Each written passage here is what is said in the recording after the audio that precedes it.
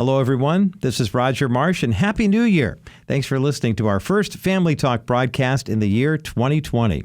I hope you're relaxing today and enjoying time with your loved ones. We are so grateful that you've joined us as we start another year here at the James Dobson Family Institute. Now, this ministry would not exist without your help, so please know how thankful we are for your financial support and for your prayers as well. As you set your sights on your giving for 2020, we ask that you keep us in mind. Visit drjamesdobson.org to learn how you can partner with us for another year of broadcasts that will encourage your family and families all over the world. All last month, we brought you some of our best of broadcasts from 2019. Due to some pauses in our schedule, we're going to continue now with two more popular programs from last year. Today and tomorrow, you'll hear a powerful presentation from Dr. Carolyn Koons. So sit back, relax, and enjoy this classic edition of Dr. James Dobson's Family Talk. Today on Family Talk. Hello, everyone. You're listening to Family Talk, a ministry of James Dobson Family Institute. I'm your host, Dr. James Dobson, and we appreciate you joining us today. We're always thankful that our listening audience is out there and tuned in because that's what makes it all worthwhile. I want you to hear from a longtime friend today, one who was on my program on Focus on the Family many years ago and on many occasions. She is Dr. Carolyn Koons, a very popular speaker who has authored 4 books, including Single Adult Passages and Beyond Betrayal, and others. Dr. Koons is the president of Life Bridge Ministries International, and she's the executive director of a missionary outreach organization based in Ensenada, Mexico. She is also a retired faculty member from Azusa Pacific University after 50 years of service. Now, Dr. Koons had a tough childhood, and unfortunately many people did. And that's why it makes it so important to go back and address those who have somehow overcome the challenges of a difficult childhood. Dr. Carolyn Koons is one of those people. She spoke some time ago on Romans chapter 5, which says, "Glory in our sufferings, because we know that suffering produces perseverance, perseverance, character, and character, hope." And we do have a hope in Jesus, and it's truly the only thing we can cling to when we experience hardship and pain in life. That's what Carolyn is going to talk about today. Let's listen to this moving story right now on Family Talk. I have done a lot of speaking. I have never, ever spoken on what I'm going to speak on this morning. Never. I didn't even tell people about me.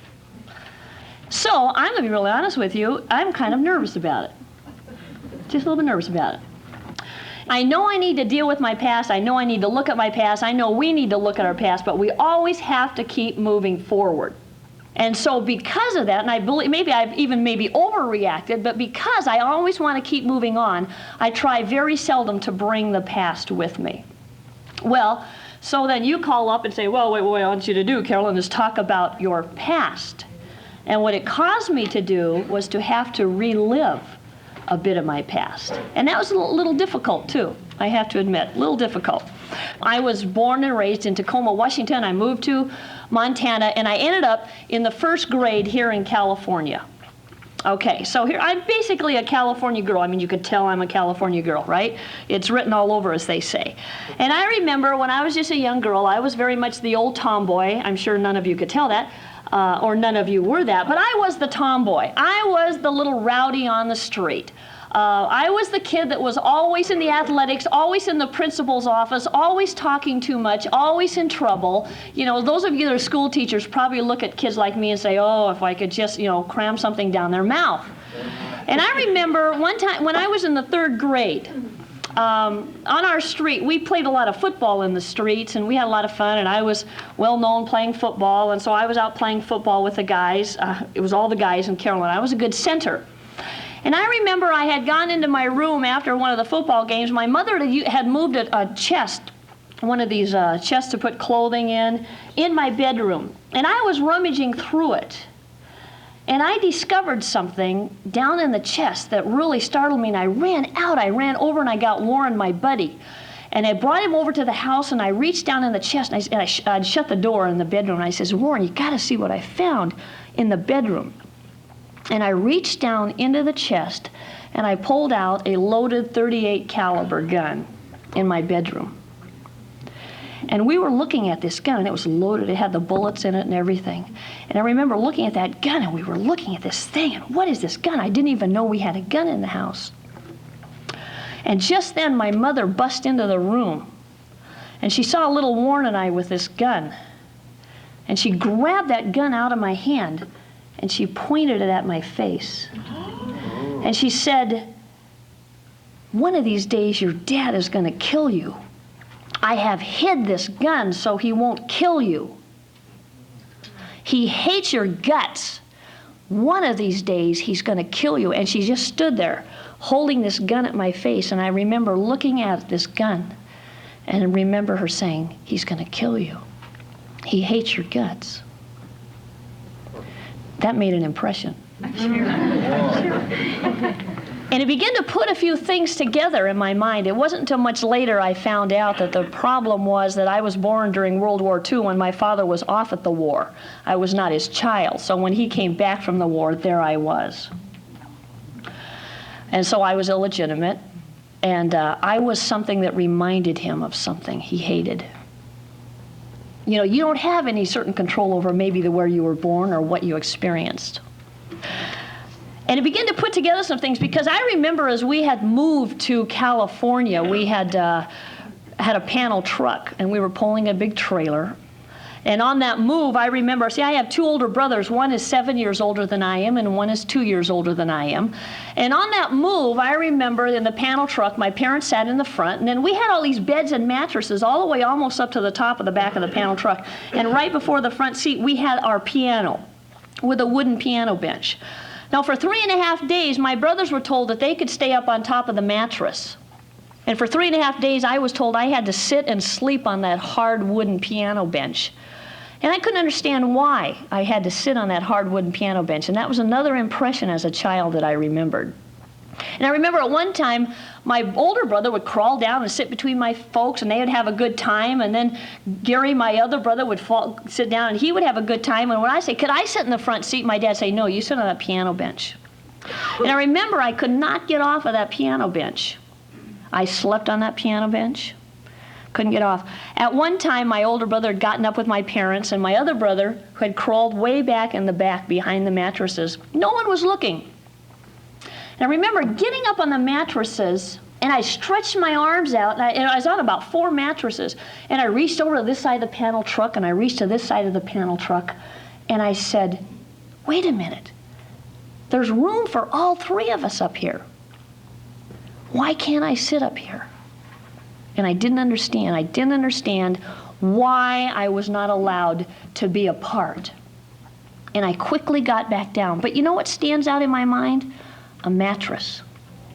Now, I know why I get uneasy. I know because it was traumatic back there.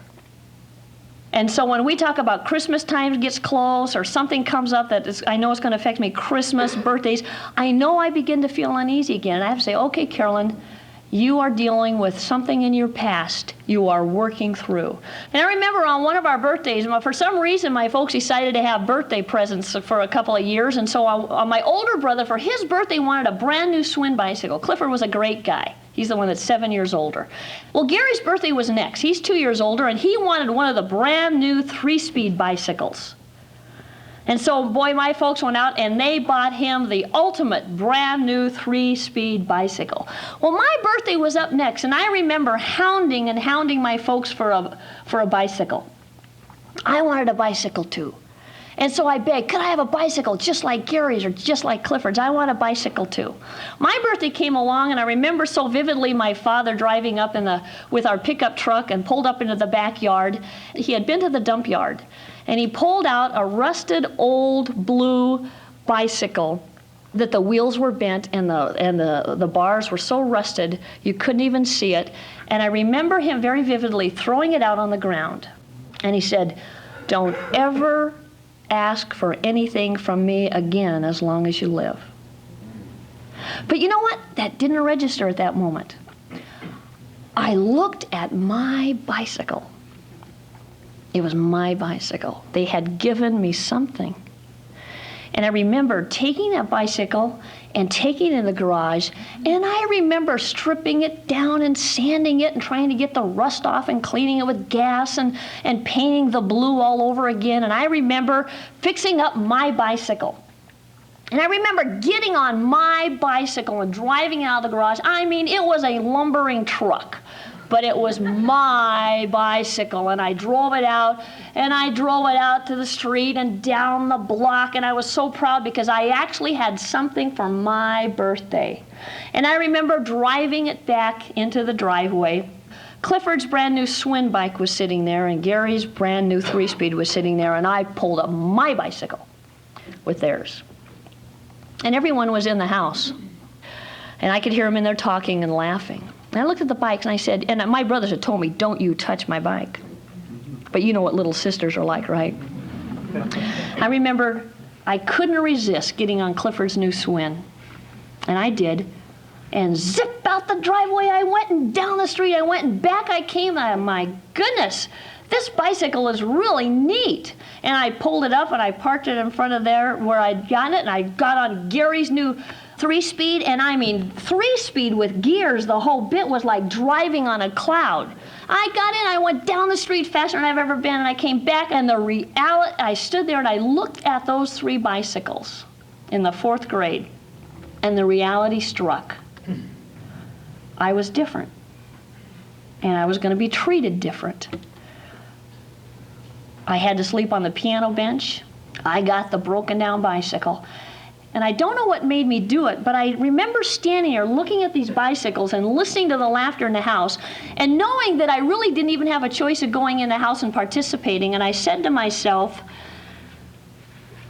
these people are, sure, they're my parents, but I'm going to have to make it on my own. I had decided in the 4th grade I was on my own, and I functioned like I was on my own. I mean, I was basically one of the young people that was sort of out of control, as I said. I was always in the principal's office. I was popular. You know, I was just enough zaniness to me, but just enough orneriness to me that the teachers didn't know whether to hug me or throw me out of the room. But there was just enough of that. And I remember getting in so much trouble, and I just wanted so desperately to do what was right. But I knew I was on my own, to the point that I really got in a lot of trouble. I mean, breaking into churches. I got caught by the fire department. I'd snuck under a church similar to this, and we're starting fires underneath the foundation. I mean, you know, young people just do dumb things, and I was a dumb young person looking for something. I was really searching. I wanted someone to tell me I was okay, and I didn't find anyone to tell me that I was okay. The next impression that I remember was into the 5th grade. I would do pretty good in my academic classes, but my behavior was very poor. We had E's, S's, and N's. E's means excellent, S's mean satisfactory, and N's mean needs to improve. I had 3 E's, 6 N's, and 23 needs to improves. And I just wanted someone to take notice. And I remember we had a student teacher in the class, Mr. Franklin. The majors teacher, Mr. Johnson, taught the 5th grade class, and Mr. Franklin was the student teacher. Well, he was sort of a great guy. Everyone liked Mr. Franklin. They thought he was a great person. And I thought it was pretty neat, too. Well, here Carolyn was out doing all the athletic events, and I was typically busting up the PE class and getting everyone to break the rules and cheating across the line and everything. And Mr. Franklin pulled me out of the game to just get me away so the PE class could continue. And I remember so vividly, he walked me over and he sat down. He says, "Carolyn, I want to have a talk with you." He says, "Today's my last day at school. It's my last day." And he says, "I've been watching you for the last 6 weeks. He said, I want to tell you something. I want to be really honest with you. He said, a lot of people think you're bad. He said, but I've been watching you, Carolyn. He says, I have come to a conclusion about you. I think that you are really, deep down inside, a very good person. And I remember in the 5th grade, it was the first time anyone ever told me I was good. No one had ever told. I was ecstatic. I sat there. It was like bells were ringing in my head. This great student teacher said, Carolyn, you are good. You are good. I said to myself, he's right. I'm good. I'm going to be good. No more stealing. No more fires. I had gotten into a little habit because my dad didn't give me that bicycle. You know what I figured out? I figured I could steal one a week. And I had a little system going that I was stealing one bicycle a week for several years. And I would steal a bicycle a week, and I would return it the next week at the other end of campus and walk off that week. And I had this system going. Every week I'd come home with a new bicycle. My folks say, where'd you get the bicycle? Oh, it's Dave's. He said I could borrow his bike. I'd ride it for a week, return it. I mean, I had, all these fun little things. If I couldn't get the money, I figured out how to steal money. If I couldn't get attention, I knew how to start fires or bust into school buildings. All of a sudden, this person said in the 5th grade, Carolyn, you're a good person. I was out to be the valiant, good person because finally I found somebody who believed in me. I walked into that classroom after recess. No more was I going to break up another PE game. I was going to help get the PE games going good. I was going to be the model student. I was going to change all those needs to improves to excellent. I found somebody who believed in me. I remember walking in a class, and then it dawned on me as we sat in the classroom, I noticed my 2 buddies, Ken and Ken. I avoid names of Ken these days, but Ken and Ken were my 2 buddies. Anyone here named Ken? My 2 buddies and I were the ones that were stealing the bikes, and it dawned on me that we had this little thing going that, see, it was right after recess, the PE class, that you would move the bike from one end of campus to the other. And I looked around when we were kind of getting done after recess, and Ken were outside moving the bikes, which we had prearranged which bikes we would move. And I remember, oh no, I'm good now. I'm going to go stop Ken and Ken from taking these bikes. And I remember running out and going around while the class was getting settled in, and I went out there and there they were, boy, they had the bikes and they were literally starting to move them. And sounds like a big car theft ring, doesn't it? I mean, it really makes sound good. I should have made a movie on that. No, anyway. And I remember, so gallant, I was good. It was ringing in my heart. I was good. I said, all right, you guys, put those bikes back. We're not going to take bikes anymore. And they said, come on, Carolyn, what are you telling us? I said, put the bikes back. We're not taking bikes anymore. All right. So just then, they start to move the bicycles back in, and I was absolutely startled when I felt these 2 big hands grab me and pull me back. They pulled me back so hard I fell over one of the bicycles, and I looked back, and there's the master teacher, Mr. Johnson, looking at me. And he started screaming at me and cussing at me.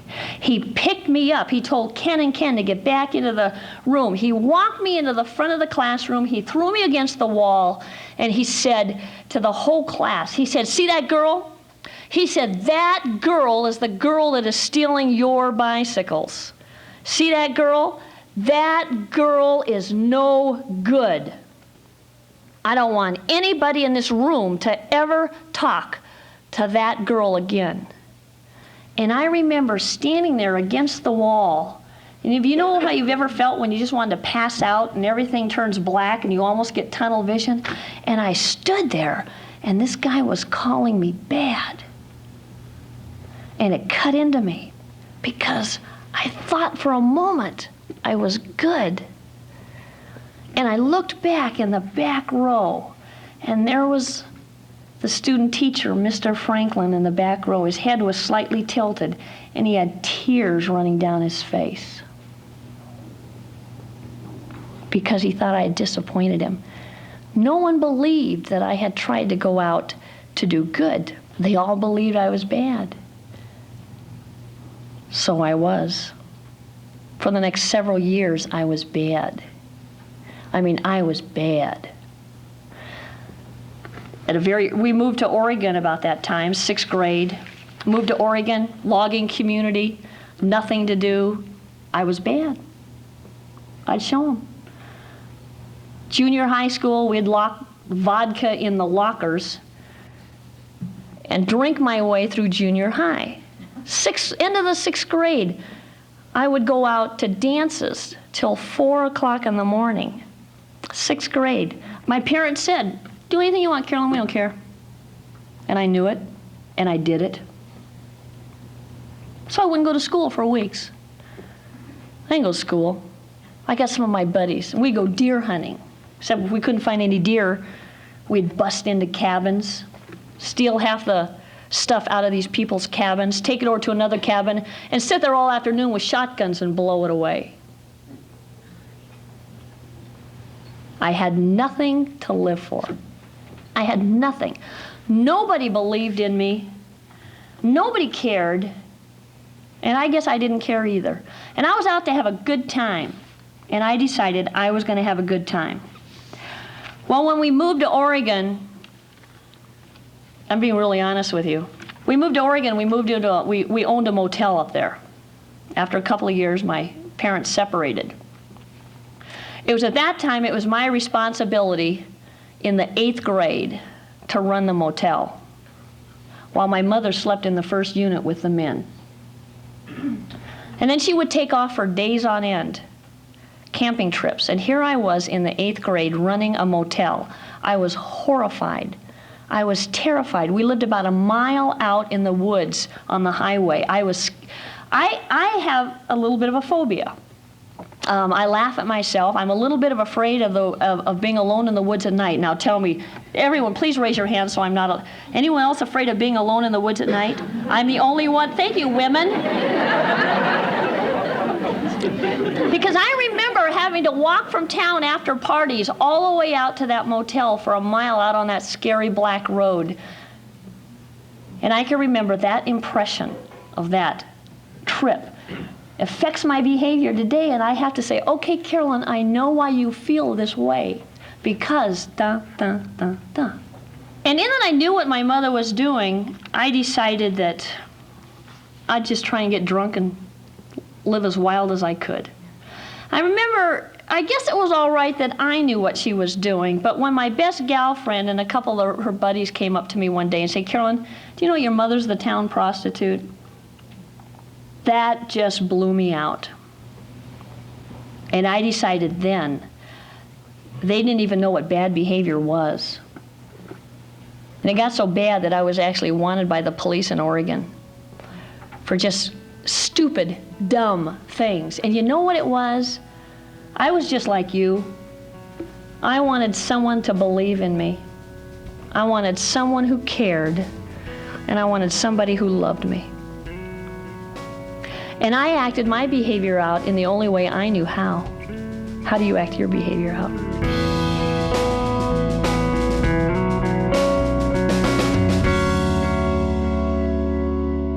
I'm Roger Marsh, and you have been listening to Dr. Carolyn Koons sharing her heartbreaking testimony. Despite her witty humor, you can still hear the deep emotional pain that she's had to work through. I hope you'll come back again tomorrow to hear the wonderful and redeeming conclusion to her story. In the meantime, be sure to visit drjamesdobson.org to learn more about Dr. Koons' ministry and her many popular books. That's drjamesdobson.org, and then click onto the broadcast icon at the top of the page. Finally, I urge you to listen to Dr. Dobson every day using Amazon Alexa. This smart device allows you to catch our daily interviews and presentations any time of the day. Simply enable the Family Talk skill on your account and then say, Alexa, play today's broadcast of Family Talk. Go to drjamesdobson.org/Alexa to discover how to access Family Talk on your Amazon Alexa. Thanks for tuning in today, and thanks also for your continued support of Dr. Dobson and this ministry. Generous gifts from listeners like you allow us to bring you great broadcasts like this one each and every day. Visit drjamesdobson.org to learn how you can partner with us. I'm Roger Marsh, reminding you to tune in again tomorrow for the conclusion of Dr. Carolyn Koons' riveting testimony. That's coming up right here next time on Dr. James Dobson's Family Talk.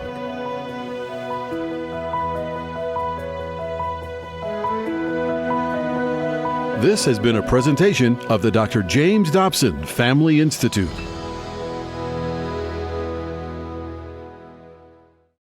This is James Dobson again. As we close today's program, I just want to thank so many of you out there who make this broadcast possible with your contributions.